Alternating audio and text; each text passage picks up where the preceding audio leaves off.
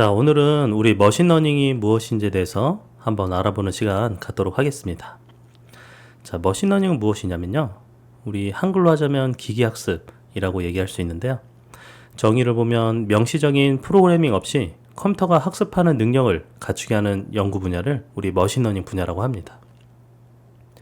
그 머신러닝은 데이터를 통해서 다양한 패턴을 감지하고 그리고 스스로 학습할 수 있게 그런 모델 개발을 하는 게 바로 이 머신러닝의 주요 목적, 초점이라고 할 수 있습니다.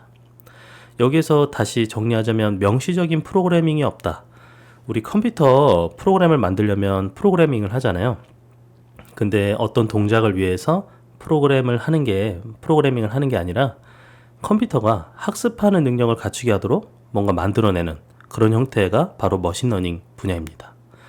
그러면은 이 학습은 어떻게 하느냐? 우리 데이터를 통해서 학습을 하는 거죠. 그 데이터에서 존재하는 다양한 구조나 패턴들을 학습을 하고 감지하고 그걸 통해서 이 모델을 만드는 것, 모델이 그 학습할 수 있도록 그 모델을 개발하는 것, 그게 바로 머신러닝입니다. 자, 머신러닝의 분류를 좀 나눌 수 있는데요. 머신러닝은 지도학습, 그 다음에 비지도학습, 그리고 준지도학습, 그 다음 강화학습, 이렇게 크게 4개로 구분을 할 수가 있습니다. 가장 먼저 지도학습을 한번 살펴볼 텐데요. 지도학습은 슈퍼바이즈드 러닝입니다. 이 지도가 바로 슈퍼바이즈드, 즉 감독, 지도라는 의미를 가지고 있는데요. 지도학습은 주어진 입력으로부터 그 출력값을 예측하는 것을 사용할 때 지도학습을 사용을 합니다. 이 지도학습의 특징은요, 입력과 정답 데이터를 사용해서 모델을 학습을 하는 겁니다.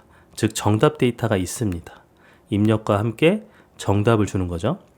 그렇게 학습을 한 그런 모델이 나오면요, 그 모델에다가 새로운 입력 데이터를 주어줬을 때, 그럴 때 이 모델이 정확한 출력을 예측하도록 하는 것이 바로 목표라고 할 수 있겠습니다.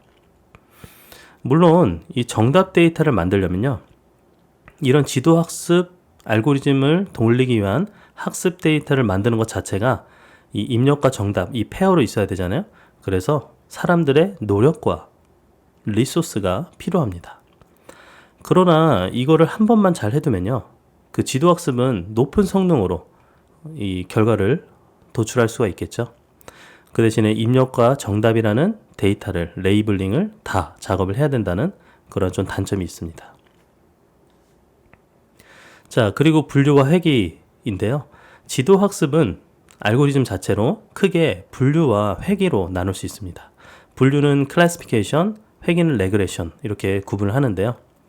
분류는 말 그대로 입력 데이터를요, 미리 정의된 여러 개의 클래스 중 하나로 예측을 하는 겁니다. 자, 우리가 분류를 시켜야 돼요. 예를 들어서 데이터를 크게 3개로 구분을 했다. 그럼 A, B, C로 이렇게 구분을 했다고 가정하면요, A 클래스, B 클래스, C 클래스가 되는 겁니다. 클래스가 바로 A, B, C가 되는 거죠. 그러면은 새로운 어떤 데이터가 왔을 때도 이 데이터는 살펴보니까 B 클래스야. 또 다른 데이터가 왔을 때도 이거는 A 클래스야. 이렇게 클래스를 하나를 예측할 수가 있겠죠. 그게 바로 분류라고 할 수 있습니다. 분류는 그 클래스의 개수에 따라서 크게 이진 분류, 그 다음에 다중 분류로 구분을 하는데요. 말 그대로 이진 분류는 바이너리 클래시피케이션입니다. 즉 클래스의 개수가 2개이면요, 바이너리 클래시피케이션이에요. 근데 만약에 3개 이상이다. 3개 이상이 되면은 우리는 다중 분류라고 해서 멀티 클래스 클래시피케이션이라고 이렇게 구분을 합니다. 자, 그 다음에 분류 말고 회귀가 있는데, 회귀는 이 분류와 달리 특징이 하나 있는데 바로 연속적인 숫자를 예측하는 것이라는 겁니다. 예를 들어서 어떤 게 있냐면 어떤 사람의 나이, 그리고 농작물의 수확량, 주식 가격, 이런 것들이 연속적인 숫자에 해당이 되잖아요. 이렇게 출력 값이 연속성을 갖는 숫자, 연속성을 갖는다면 이런 회귀 문제라고 우리가 다룰 수 있습니다. 예를 들어 연속적이다. 나이는 연속적이죠, 여러분. 1살부터 10살, 20살, 30살 이렇게 되잖아요. 그렇게 계속 나이가 연속적인 숫자 형태로 나올 수 있고, 그 다음에 농작물의 수확량도 연속적인 숫자 형태죠. 그래서 연속성을 갖는 숫자라면은 회귀 문제로 이렇게 분류를 합니다. 자, 그리고 지도학습 알고리즘 중에 그 대표적인 알고리즘들을 가져왔는데요. 가장 먼저 그 리니어 레그레션, 우리 레그레션 문제 살펴봤잖아요. 회귀. 그 리니어 레그레션이 대표적인 또 알고리즘이고요. 그리고 이제 로지스틱 레그레션이 있습니다. 이 로지스틱 레그레션은 사실 뭐 레그레션 문제는 아니고 오히려 분류 문제인데, 분류 문제를 해결하는 알고리즘인데 이름은 로지스틱 레그레션으로 이름이 되어 있습니다. 그리고 서포트 벡터 머신이 있는데 줄여서 SVM이라고 얘기합니다. 서포트 벡터 머신. 그 다음에 이제 K Nearest Neighbors에서 K 최근접 이웃 알고리즘이고요. 그리고 Decision Tree, 결정 트리. 그 다음에 앙상블. 그리고 Neural Networks, 신경망. 이렇게가 이제 지도학습, 대표적인 지도학습 알고리즘이고요. 자, 그 다음에 살펴보는 건 이제 비지도학습입니다. 비지도학습은 Unsupervised Learning 이라고 얘기하는데 unsupervised예요. 그러니까 지도가 없는 비지도학습. 비지도학습은 출력이 없어요. 원하는 출력이 없어요. 그러니까 원하는 출력, 정답이 없는 상태에서 입력 데이터를 사용하는 게 바로 비지도학습입니다. 그러면 이거는 어떤 목적으로 사용이 되냐면요. 입력 데이터의 구조나 어떤 패턴을 찾는 것이 목표가 되게 되어 있습니다. 그래서 미리 정해진 어떤 정답, 결과가 없어요. 단지 그 결과를 가지고 그 결과를 예측하는 게 아니라 우리가 그 방대한 양의 데이터에서 유용한 통찰력을 얻고자 할 때, 그럴 때 이 비지도 학습을 사용을 합니다. 예를 들어서 우리 입력 데이터의 구조나 패턴을 정답은 없지만 그 구조나 패턴을 통해서 어떤 통찰력을 얻을 수 있는 이런 형태로 학습을 시키는 거죠. 자, 대표적으로는 클러스터링, 그리고 차원 축소, 그리고 연관 규칙이 있습니다. 그 비지도 학습 알고리즘의 이 세 가지 구분으로 하는데 하나하나 살펴보면 클러스터링은 공간상에서 서로 가깝고 그리고 유사한 데이터를 클러스터로 그룹하는 이런 특징이 있습니다. 말 그대로 우리 그 데이터가 그 공간상에서 그 데이터들 간에 서로의 어떤 유사성 그리고 거리, 디스턴스가 가깝다, 멀다 이런 것들을 우리가 구분을 할 수 있잖아요. 그러면은 그걸 통해서 그룹화, 클러스터를 정할 수가 있습니다. 그래서 뭐 이런 데이터들은 좀 근접하게 군집을 형성한다. 그럼 그걸 하나의 클러스터로 만들고요. 또 어느 쪽의 데이터들은 또 이쪽에 뭐 모여 있다. 좀 뭐 이쪽 거리에 가깝게 유사하게 형성이 되어 있으면 그걸 또 하나의 클러스터로 이렇게 분리를 할 수 있겠죠. 그 다음에 차원 축소가 있는데요. 차원 축소는 그 고차원의 데이터에 대해서 그 저차원으로 차원을 축소시키는 겁니다. 그런데 거기에 고차원을 그냥 저차원으로 만드는 거야 어렵지 않지만 여기에 조건이 고차원에서 있는 그 데이터의 중요한 정보들, 그런 중요한 정보, 그래서 많은 정보를 잃지 않으면서도 데이터를 축소할 수 있게 하는 것, 이게 바로 차원 축소의 어떤 중요한 목적입니다. 데이터가 고차원이 되면요, 그 연산을 알고리즘을 돌리거나 할 때 굉장히 오랜 시간이 소요가 됩니다. 그래서 우리는 거기에 정말 중요하거나 필요한 것들은 데이터를 유지한 상태에서 차원만 축소하고 그 저차원으로 변환된 거를 알고리즘으로 수행하는 뭐 이렇게 좀 효율적으로 동작을 시키는 경우가 많은데 이 차원 축소는 그런 면에서 우리가 얼만큼 데이터를 손실 없이 중요한 정보를 가지고 차원을 축소하느냐, 이게 굉장히 중요한 조건이 되겠습니다. 자, 그리고 연관 규칙은요, 데이터들 간에 데이터에서 이제 특성 간의 연관성이 있어요. 연관성. 서로 특성 간의 연관성. 근데 그 연관성에 따라서 보니까 흥미로운 규칙이 나오는 거예요. 이거는 뭐랑 연결이 돼 있네? 연관이 되네? 그 연관이 되네? 계속 찾다 보니까 그 연관에 따라서 흥미로운 규칙을 찾아내는 것. 이게 바로 연관 규칙입니다. 자, 이렇게 비지도 학습 알고리즘을 크게 세 가지로 구분을 했는데 거기에 대표 알고리즘들을 좀 살펴볼게요. 우리가 아까 얘기했던 그 클러스터링 알고리즘은요, 대표적으로 K-민즈라는 알고리즘이 있습니다. K-민즈는 그 K개의 클러스터를 찾아내는 이런 어떤 클러스터링 알고리즘이고요. 그리고 이제 DB스캔이 있는데 DB스캔은 우리 그 밀집된 덴시티한 부분에 대해서 클러스터를 찾아내는 그런 또 대표적인 알고리즘입니다. 그리고 계층 군집 분석이 있는데요. 클러스터를 하다 보면 그 클러스터 간의 계층을 형성할 수가 있거든요. 그래서 그 계층을 가지고 있는 클러스터 분석을 할 수 있도록 하는 그런 알고리즘입니다. 그리고 이제 그 밖에도 아웃라이어 디텍션, 뭐 특이가 탐지, 이상치 탐지 이런 게 있는데요. 이상치 탐지, 아웃라이어 디텍션은요. 예를 들어서 우리가 데이터를 이렇게 공간상에 펼쳐놓는데 이 군집의 형성이 되지 않거나 혹은 뭐 가까운 거리가 가깝지 않고 멀리 떨어져 있는 그런 이상한 어떤 값들이 있을 수 있습니다.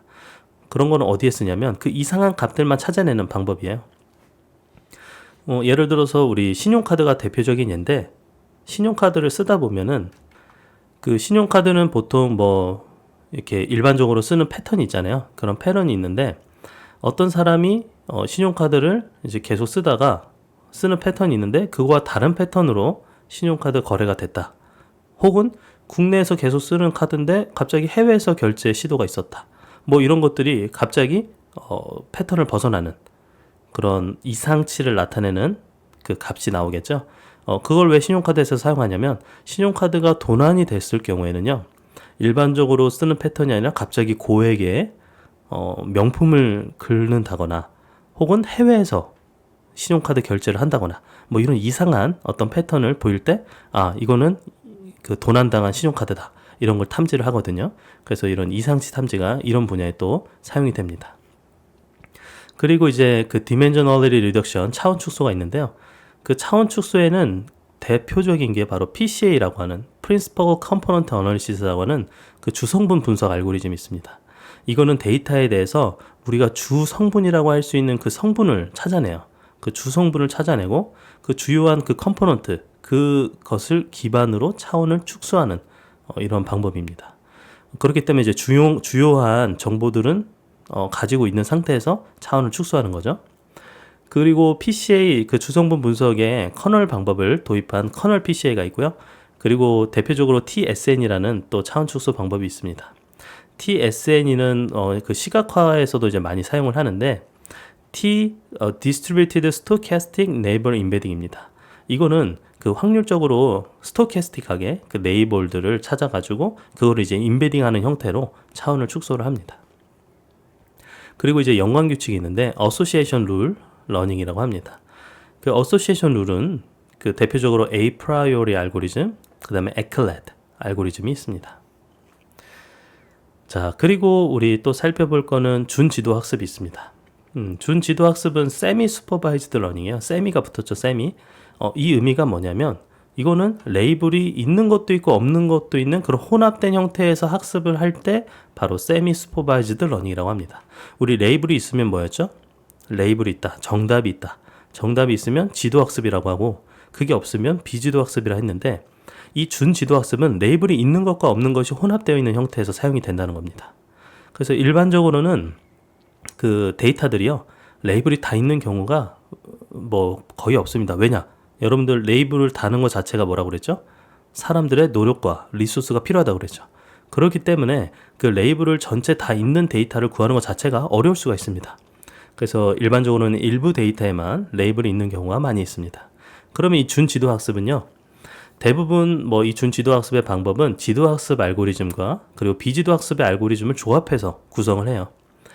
예를 들어서 레이블이 없는 그런 수많은 데이터들에 대해서 일반적으로 비지도 학습을 수행한 다음에 비지도 학습으로 나온 결과에 대해서 지도 학습을 한 번 더 돌리는 뭐 이런 형태로 준지도 학습을 수행하는 경우가 많이 있습니다. 자, 그리고 reinforcement learning, 강학습이라고 하는데요. 강학습은 기존에 우리가 배웠던 지도 학습과 비지도 학습, 준지도 학습과 좀 달라요.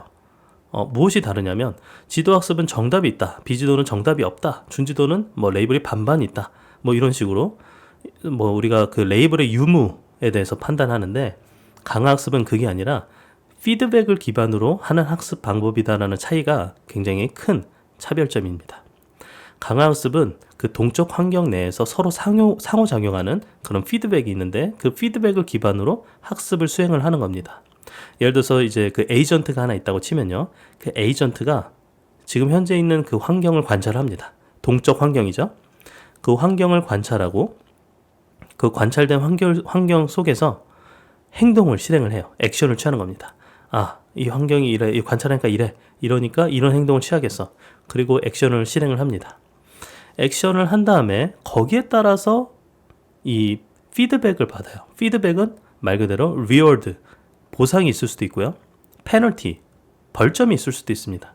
그래서 피드백으로 보상을 받냐 벌점을 받냐에 따라서 이런 피드백을 통해 어떻게 할 수 있을까요? 보상을 받으면 어떻게 돼요? 아, 이거 지금 행동을 잘했구나. 계속 그런 행동을 잘할 수 있게 이어가겠죠? 근데 페널티를 받았어요. 벌점을 받았어요. 아, 그러면은 이러한 행동을 취하면 안 되겠구나라는 또 피드백을, 그래서 이러한 리워드와 페널티에 따라서 자동으로 학습을 하는, 그리고 성능을 자기 스스로 자기 성능을 향상시킬 수 있는 이러한 학습, 이게 바로 강화학습입니다. Reinforcement Learning. 스스로 어떻게 되죠? 성능이 향상되고 강화되죠, 막. 그죠? 그래서 이 강화학습은 어떤 그 지도가 없이, 슈퍼바이즈가 아니라 지도가 없어요. 그런데 일정한 목표를 수행할 수가 있습니다. 네, 그래서 이런 강화학습까지 해서 우리 4가지 분류를 살펴봤고요. 그리고 머신러닝에 대해서 또 우리가 그 다양한 학습의 구분을 정의를 내릴 수가 있는데요. 먼저는 온라인 학습과 백치 학습으로 우리 그 학습에 대해서 구분을 할 수 있는데요. 온라인 학습은 적은 데이터를 사용해서요, 그 미니 배치 단위로 점진적으로 학습하는 거를 우리 온라인 학습이라고 합니다. 그럼 온라인 학습은 언제 사용하냐면 그런 실시간 시스템이나 그 메모리가 부족한 경우에 사용을 합니다. 예를 들어서 우리가 데이터를 학습을 하려고 하는데 그 데이터가 그런 단일 시스템, 그런 컴퓨터 싱글 머신에서 당연히 메모리가 부족하니까 전체 데이터에 대해서 학습을 못할 수가 있겠죠. 그러면은 그 데이터를 좀 잘게 적은 데이터로 미니 배치 단위로 점진적으로 학습하는 형태로 돌리는데 그게 이제 온라인 학습이라고 할 수 있습니다. 그 다음에는 이제 배치 학습인데요. 배치 학습은 온라인 학습과 달리 그 전체 데이터를 사용해서 오프라인으로 학습을 합니다. 당연히 컴퓨팅 자원이 풍부한 경우에 사용할 수가 있겠죠. 보통은 전체 데이터를 사용한다. 근데 그 전체 데이터 양이 많을 수가 있잖아요. 근데 그 많은 양을 메모리에 올리지 못하면 결국엔 배치 학습을 할 수가 없습니다. 결국엔 온라인 학습을 할 수밖에 없겠죠. 근데 요새는 이제 뭐 컴퓨팅 자원도 풍부해지고, 그리고 이제 뭐 싱글 머신이 아니라 그 뭐 패러럴하게 디스트리뷰트 분산된 그런 시스템으로 수행을 하는 경우도 많이 있습니다. 자, 그리고 사례 기반이랑 모델 기반 학습으로 이렇게 또 크게 2개로 구분할 수가 있는데요. 사례 기반 학습은 우리 인스턴스 베이스드 러닝이라고 합니다. 즉, 이 사례 기반은 훈련 데이터를 학습을 통해 기억을 하는데요. 데이터를 기억을 하는 겁니다. 학습을 통해서 데이터를 기억을 해요. 그 예측을 위해서 데이터 사이의 유사도를 측정을 합니다. 우리가 데이터들 간에 어떤 유사도 측정을 할 수 있잖아요. 이 데이터와 이 데이터는 얼만큼 유사하다라는 걸 측정을 할 수 있는데 그거를 기반으로 예측을 하는 거죠. 그러면은 그거에 따라서 새로운 데이터가 우리가 들어왔다. 그러면은 새로운 데이터와 학습된 데이터를 서로 비교해서 그 비교를 통해 유사도를 측정할 수가 있고, 그 유사도에 따라서 새롭게 들어온 이 데이터는 이 데이터와 유사하구나. 그래서 뭐 예측을 할 수가 있겠죠. 자, 그런 게 이제 대표적으로 사례 기반 학습이라고 합니다. 그리고 이제 모델 기반 학습이 있습니다. 모델 베이스드 러닝. 이 모델 기반 학습은요, 그 우리 훈련 데이터를 사용하는데 똑같이, 그런데 이 데이터를 사용해서 모델을 훈련을 시키는 겁니다. 모델이 훈련이 돼요. 데이터를 통해서. 그러면은 그 모델이 이제 훈련이 됐다. 그럼 훈련된 모델이 있어요. 그러면은 그 모델을 가지고 새로운 데이터가 들어왔을 경우에 예측을 하는 형태로 동작을 하는 게 바로 모델 기반 학습입니다. 자, 이렇게 사례 기반이냐 모델 기반이냐 이렇게 2가지로 크게 구분을 할 수가 있습니다. 자, 그리고 우리가 살펴볼 거는 일반화, 그 다음 과대적합, 과소적합 이렇게 구분해서 살펴볼 수가 있는데요. 여기 그림을 좀 먼저 보면서 이해를 해볼게요. 자, 여기 뭐 underfitting, 그리고 just right, 그 다음에 overfitting이 있습니다. underfitting을 먼저 보면요. 지금 현재 이 주황색으로 구성이 되어 있는 이 데이터의 포인트들이 있어요. 이런 데이터의 포인트들이 있는데 이 데이터의 어떤 구조와 패턴에 대해서 지금 모델의 결과인 이 파란색 라인은 학습이 잘 되지 않았죠. 지금 현재 이 주황색 라인은 이런 식으로 이렇게 패턴이 있잖아요. 이런 식으로. 그런데 이걸 반응하지 못하고 그냥 직선으로 이렇게 학습이 잘 안 된 결과를 보여주고 있습니다. 그에 반해서 이 just right, 이거는 일반화가 잘 됐다라고 얘기하는데요. 여기 보면은 주황색의 어떤 데이터 분포에 따라서 그 패턴을 적절하게 이렇게 반응을 해주고 있죠. 이 파란색이. 적절하게 반응한 결과입니다. 그런데 오버피팅은요. 오버피팅을 보면은 지금 파란색 라인이 막 여기에서 이 모든 데이터들을 이렇게 다 반영하려고 하는 이런 움직임이 보이죠? 이거는 뭐냐면 지금 현재 있는 이 데이터에 대해서 너무 오버피팅, 과대적합이 되어 있는 겁니다. 너무 적합돼 있어요, 이렇게. 그래서 다 적용을 시켜보려고, 다 이 패턴을 맞춰보려고 하는 이러한 움직임이 보이죠?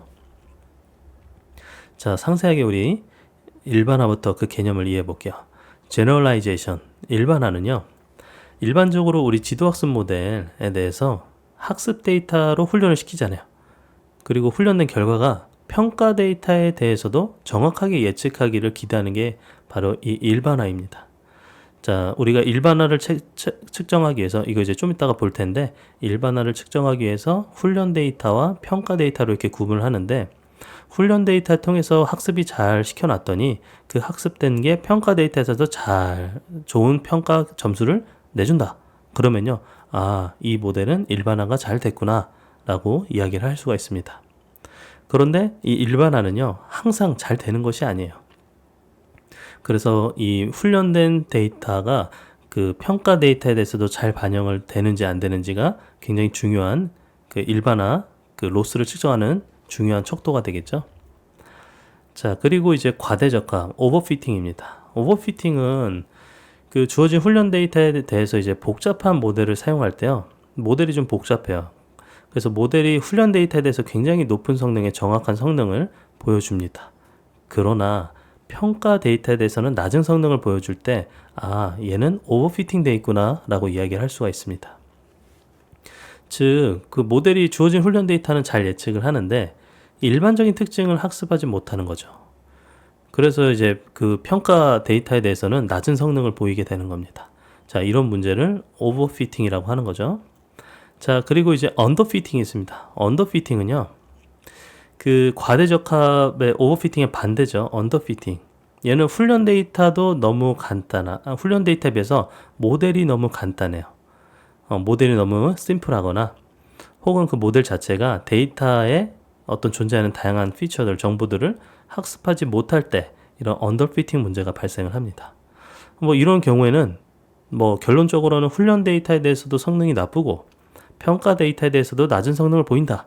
이러면은 아, 얘는 언더피팅이네 라고 우리가 판단할 수가 있습니다. 그 모델의 복잡도, 데이터셋의 크기에 대한 관계가 있는데요. 데이터의 그 다양성이 클수록 더 복잡한 모델을 사용하면 좋은 성능을 얻을 수가 있습니다. 그러니까 데이터가 다양하다, 데이터의 크기가 크다. 근데 큰 데이터 셋을 이야기할 때는요, 데이터 수, 특징의 수가 많은 경우에 다양성이 높다라고 얘기하는데, 다양성이 높을 때는 복잡한 모델을 사용하면서 좋은 성능의 이점을 얻을 수가 있습니다. 그런데 여기서 주의해야 될 거는 그 데이터 셋을 크기를 키우는 방법 중에 중복된 데이터를 늘린다, 비슷한 데이터를 모은다. 이건요, 다양성 증가에 도움이 되지 않습니다. 단지 양만 많아서 오히려 방해가 될 뿐이에요. 그러니까 이제 그 크기의 증가는 데이터의 수의 특징, 다양성을 추가하는 형태의 그런 수의 증가, 특징의 증가가 필요한 거죠. 이렇게 데이터를 더 많이 수집하고 그 수집된 데이터에 대해서 적절한 모델을 만들어서 사용하면요, 이 지도학습을 사용해서 이제 놀라운 결과들을 얻을 수가 있게 됩니다.